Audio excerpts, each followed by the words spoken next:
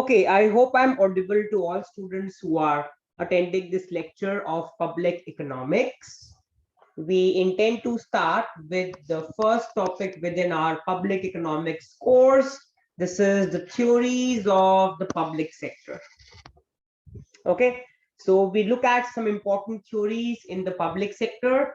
The book I prefer to follow for my lectures on this particular topic, this is John Hendricks and Gareth De Miles. Okay, so let's look at what is the justification for having the public sector. Why should we have the public sector functioning in the economy? Okay, so there are basically two lines of argument to justify the role of the public sector. One is the argument of efficiency and another is the argument of equity. Okay, now the efficiency argument relates to the arguments concerning the aggregate level of the economic activity. Okay, so this argument will be telling us why is it necessary to have the public sector based on the aggregate level of economic activity. How can the public sector play a role in increasing the aggregate level of economic activity? This is the efficiency argument. Okay, and then we have the equity argument, which refers to the distribution of economic benefits. Again, how can the public sector play an important role in distributing the economic benefits? Okay, so both these arguments are telling us the justification for having the public sector in the economy. How can the public sector play an important role in increasing the aggregate level of economic activity, which is the efficiency argument? How can the public sector play an important role in distributing the economic benefits, which is the equity argument? Okay, so hoping all students have understood both these basic lines of arguments. Then, now this is being explained in depth further. So first of all, we look at the minimal state. Okay, this is again going to explain us the motivation for having the public sector in the economy. Okay, so the basic motivation for the existence of the public sector follows from the observation that entirely unregulated economic activity cannot operate in a sophisticated way. So it argues that public sector is needed to make sure that all the economic activities are regulated. Okay, in short, an economy would not function effectively if there were no property rights. All of us in microeconomics, be it at the introductory level or at the intermediate level, we have learned the concept of externalities. There are certain commodities which create either positive or negative externalities. Now, if there are no well-defined property rights for these goods which create externalities, then there is not going to be any Pareto efficient solution. We have learned this in the intermediate microeconomics part 2 course. If the property rights to certain commodities are not well defined, then you cannot reach a Pareto optimum solution. So you need the public sector. You need the public sector to make sure that the property rights for certain commodities are well defined. So these property rights are what? These property rights are rules defining the ownership of property. Or I can say contract laws, rules governing the conduct of trade. So public sector, the motivation for having the public sector is to make sure that the property rights are well defined. Okay, and the contract laws are also properly framed, which are the rules governing the conduct of trade. So if I sum up the whole paragraph, it's simply telling us that having the public sector will make sure that all the economic activities are functioning in a sophisticated, regulated way. Because property rights for certain commodities will be well defined. For example, smoke pollution. It's an externality. Okay, we have done this model in our intermediate microeconomics part 2 lecture. Okay, and we have seen that if the property rights are well defined, then you can get a market solution which is Pareto efficient. Okay, now without property rights, satisfactory exchange of commodities could not take place given the lack of trust that would exist between the contracting parties. Okay, so contract laws are going to determine the rules of exchange. When there are no property rights, when the property rights are not well defined, okay, then it's not possible to make the exchange of commodities because there will be absence of trust between the contracting parties. If we do not know, if both the parties do not know who actually has the rights, okay, it's going to lead to lack of trust in making an exchange. Only when the property rights are well defined, both the parties know who has the rights and to what extent. In that particular case, the exchange of commodities can take place with complete presence of trust between both the parties. And similarly, the contract laws are going to determine the rules of exchange. They exist to ensure that the participants in a trade receive what they expect from that trade, or if they do not, have open an avenue to seek compensation. So these contract laws are going to make sure that what is expected out of a trade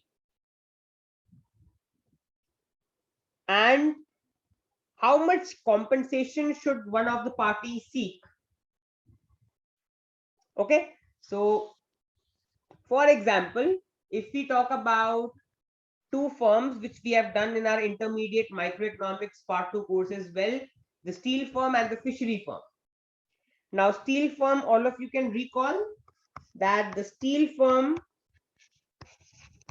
produces steel and the byproduct of it is pollution. Pollution is the externality good. Pollution is the externality good. And then we have the fishery firm which catches fishes and sells them in the market.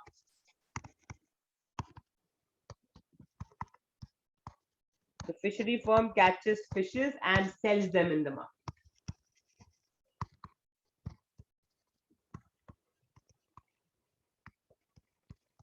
Okay, the market for the fishes is also competitive. The market for steel is also competitive.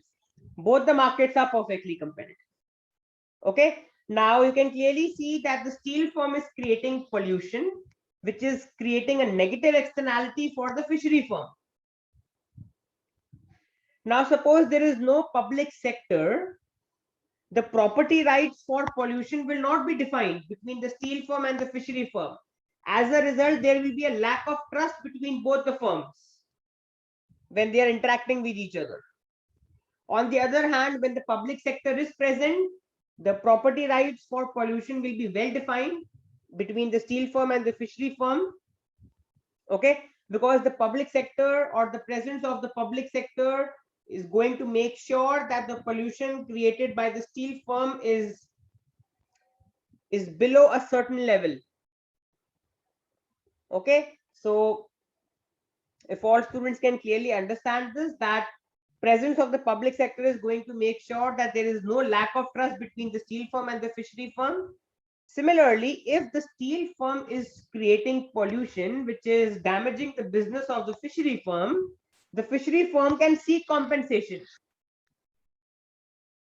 because of the presence of a contract between the steel firm and the fishery firm. Contract laws are basically rules which are going to make sure that the transaction between both the parties is running smoothly. So when the steel firm is creating pollution for the fishery firm can ask up to a certain level of compensation from the steel firm because of the presence of contract laws between the steel firm and the fishery firm. Okay, so hoping all students have understood this. So thus, here comes the first role of the public sector, which is to achieve economic efficiency by providing an environment in which trade can flourish. The minimal state provides contract law, policies, and defends the economy against the outsiders. Okay, so now, given the effective organization of economic activity generates a need for public expenditure, one role for public economics is to determine how this revenue would be collected. Now, once we have seen the role of the public sector in making sure that the contract laws are well defined, okay, as well as the property rights are well defined. Now, the next role of the public sector is to also make sure how to collect the revenue for expenditure. Okay, we all of us know that in order for economic activity to happen, there is a need for public expenditure. Government expenditure is very important to boost the economy. But to make sure that the public expenditure happens, another role is to make sure that the relevant revenue is collected for that expenditure. So this collection should be done with as little cost as possible imposed on the economy. Okay, so if I quickly sum up the minimal state argument, so the minimal state argument is simply telling us that the motivation for the public sector to exist in the economy is to make sure that all the economic activities are happening in a regulated, sophisticated way. Okay, the justification for having the public sector is that presence of the public sector is going to make sure that the property rights are well defined. Okay, now when the property rights are well defined, automatically it is going to make sure that there is no lack of trust between both the parties involved. Next thing, the presence of the public sector is going to make sure that the contract laws are well defined, because again, contract laws are going to be a set of rules which will make sure that the trade is conducted smoothly. Okay, and the next thing, since the development of any economy requires an imperative role of the public expenditure. Now, another important point is to make sure that this public expenditure is happening smoothly. We also need to focus on public revenue. How should the revenue be collected to make sure that the public expenditure is happening at the desired level? Because in order for growth of economic activity, you require public expenditure, and public expenditure requires revenue to be collected, because the government will be spending only from the revenue it collects as well as from the borrowings. So an important agenda here is also to make sure how the revenue is collected by the public sector with as little cost as imposed on the economy, because all of us know that taxes lead to distortion. When the public sector imposes taxes, it causes distortion or deadweight loss in the economy. We have learned this in our microeconomics course before as well. So this revenue should be collected by the public sector with as little cost as possible being imposed on the economy. Okay, so this requires the minimal state of the public sector. Okay, so hoping all students have understood this first argument. Let us now look at the second argument, market versus the government. So moving beyond the basic requirements of the organized economic activity, there are other situations where intervention in the economy can potentially increase welfare. Okay, these situations where intervention can be warranted can be divided into two categories. Okay, now this particular argument, market versus government, is going to explain that when we talk about basic economic activities, we know that the market forces of demand and supply are going to make sure that all the economic activities are in equilibrium. But what are the situations where the market won't work, where you actually need the government?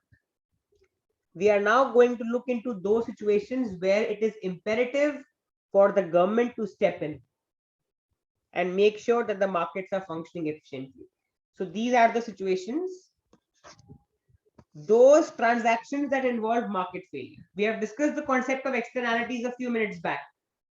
So when the market failure is present, that is, economic activities generate externalities so that there is a divergence in equilibrium between the private and the social valuations, and the competitive outcome is not efficient.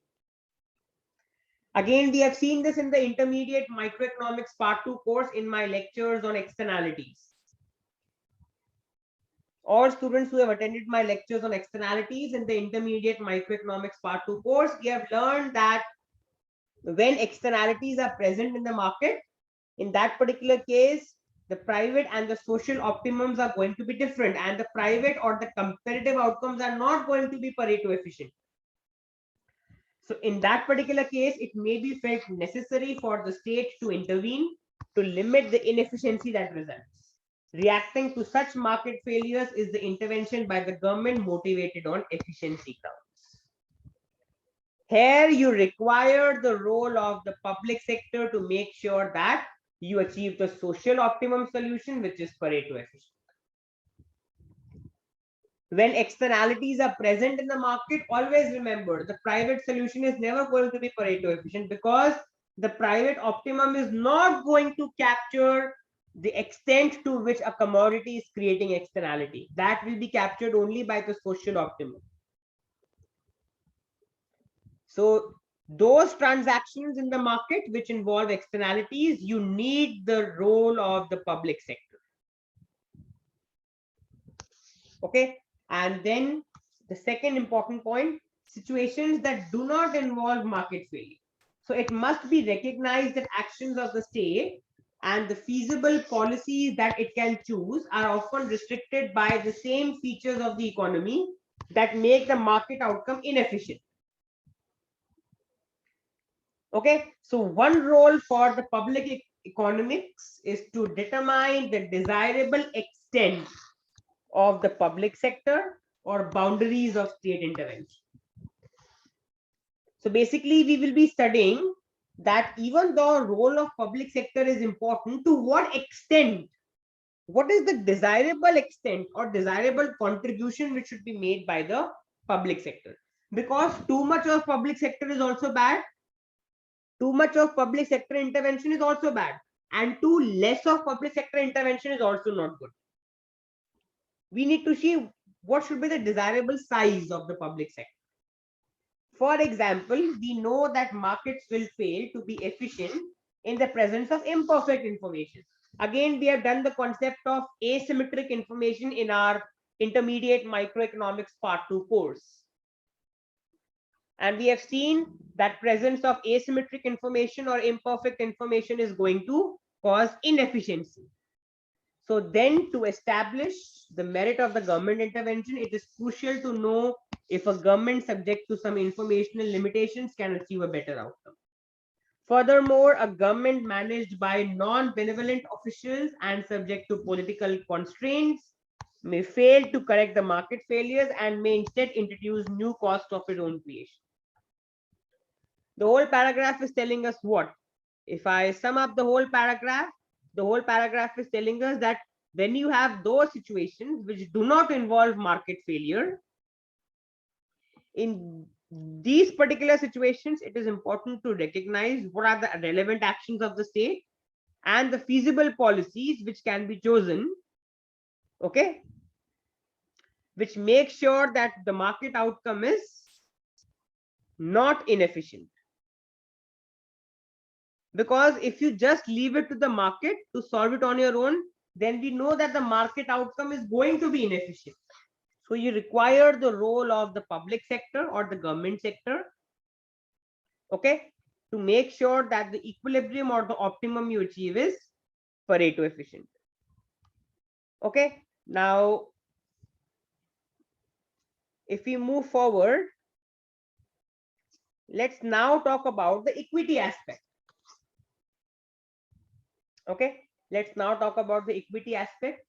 So we have talked about the efficiency aspect in the previous paragraph, where we have seen that the contribution made by the public sector can lead to efficiency, can lead to the equilibrium being socially optimum. Okay, let's now talk about equity. So government interventions can also be motivated by the observation that the economy may have widespread inequality of income, opportunity, or wealth.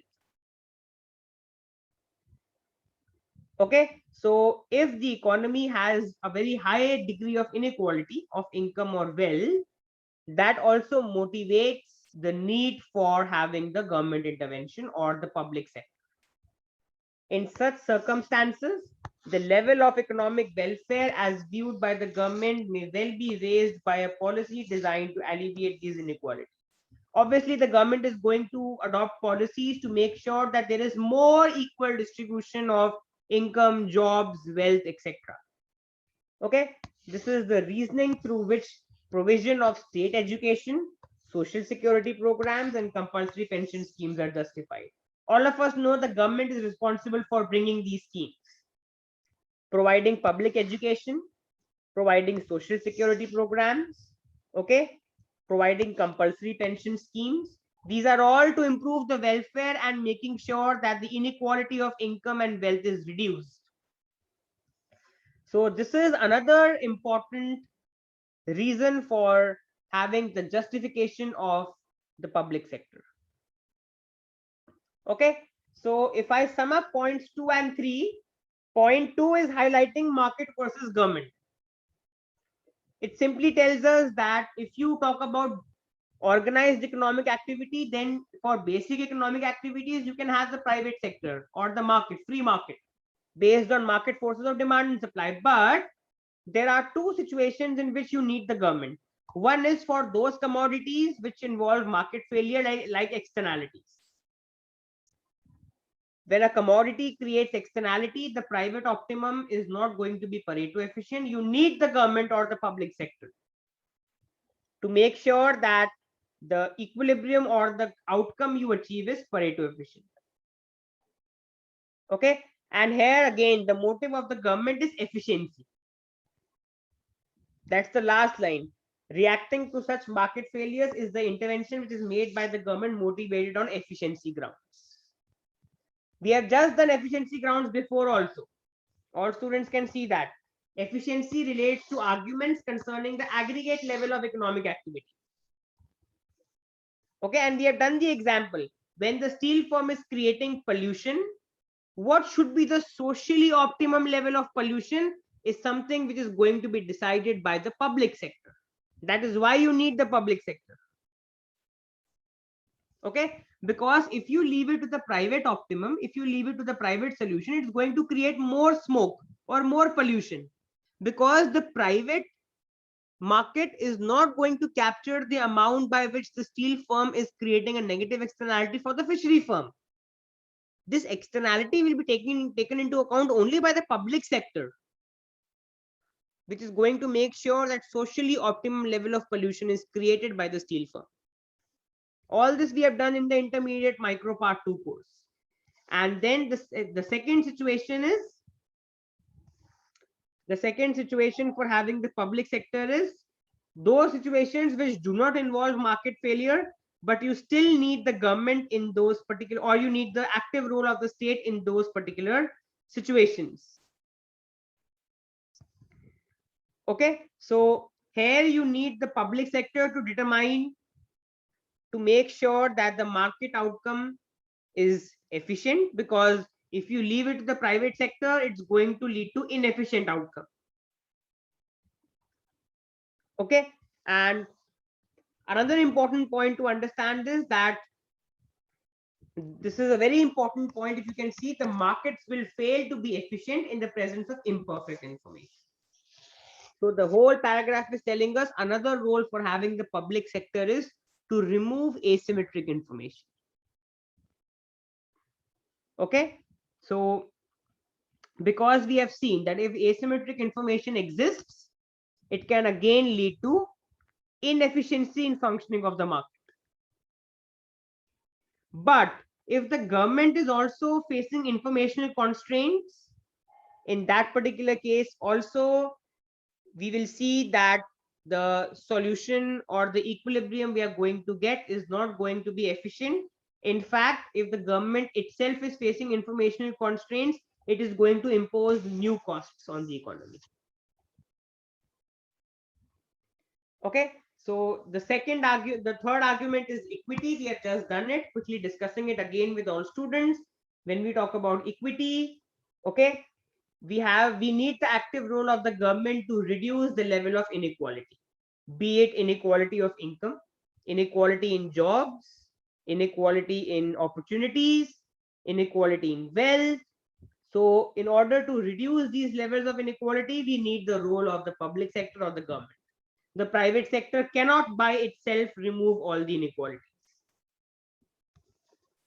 Okay, so government is going to come up with programs like providing public funded education, social security programs, pension schemes, which are going to make sure that the level of inequality of income or wealth is reduced. And then the fourth point sums up efficiency and equity. When determining economic policy, governments are faced with two conflicting aims.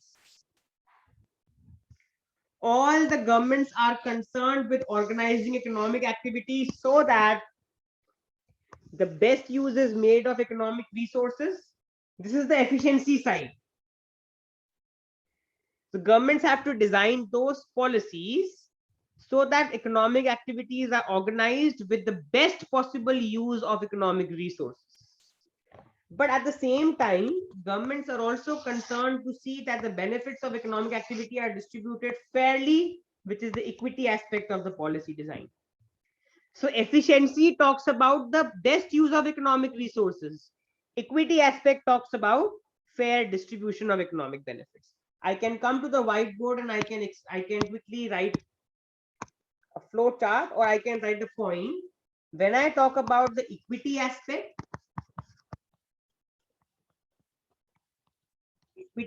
of the public policy, it focuses on the best use, or I can say it focuses on making the best possible use. It focuses on making the best possible use of economic resources.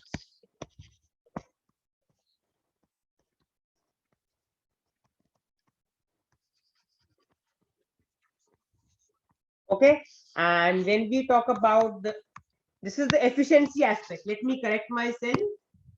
This is the efficiency aspect. The efficiency aspect of the public policy focuses on making the best possible use of economic resources. The equity aspect of the public policy focuses on fair distribution of economic benefits. It focuses on the fair distribution of economic benefits.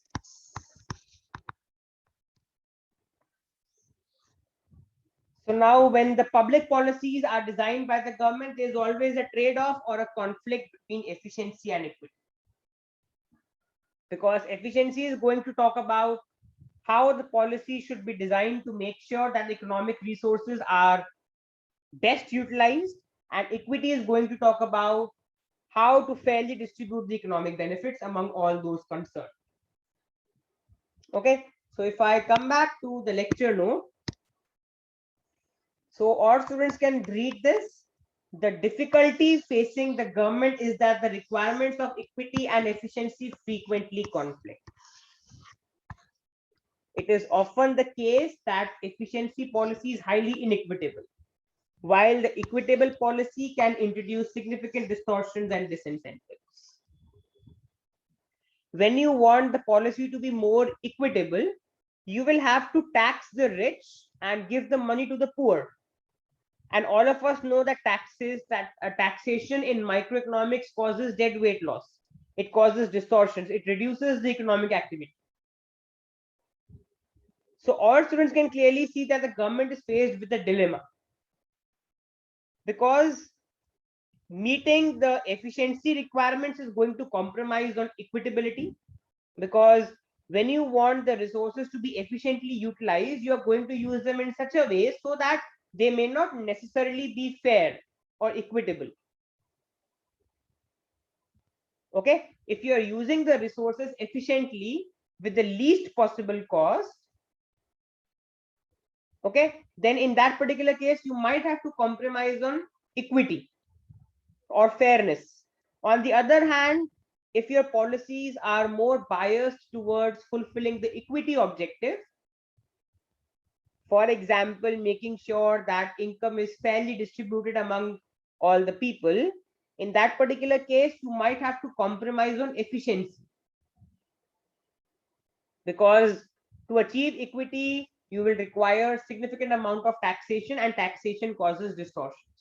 So the challenge for the policy design is to reach the correct trade-off between equity and efficiency. Now, the correct policy design adopted by the public sector should make sure that there is a right amount of balance of equity also and efficiency also. Okay, so hoping all students have understood this. So students, this is where I intend to stop in this particular lecture. This was an introductory lecture where the objective was to discuss with all students the motivation for having the public sector. We have looked at the arguments as provided by John Hendricks and Gareth Miles, which indicates the reasons for having the public sector or the role of the state in the economy. Okay, now in the next lecture of public economics, we are going to go deeper and study some models in the next lecture. So public sector growth models we will be doing in the next lecture. So these models are going to be applications of microeconomics. Okay, we will be using microeconomics in our models to explain how the public sector can cause growth in the economy. Okay, to what extent is the role of the public sector required, what should be the desired size of the public sector, and so on. So we are going to look at this in the next lecture of public economics. So this is where I stop. I hope all students have enjoyed this lecture. Any doubt, you can unmute your mic and ask, or call up or mail me your doubts at divineschoolofeconomics@gmail.com. So this is where I stop in this lecture.